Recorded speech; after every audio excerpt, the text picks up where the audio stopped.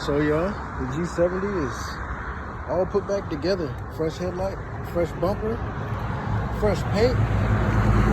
The paint match is pretty good. Got some trash in the paint as expected. It's looking pretty good.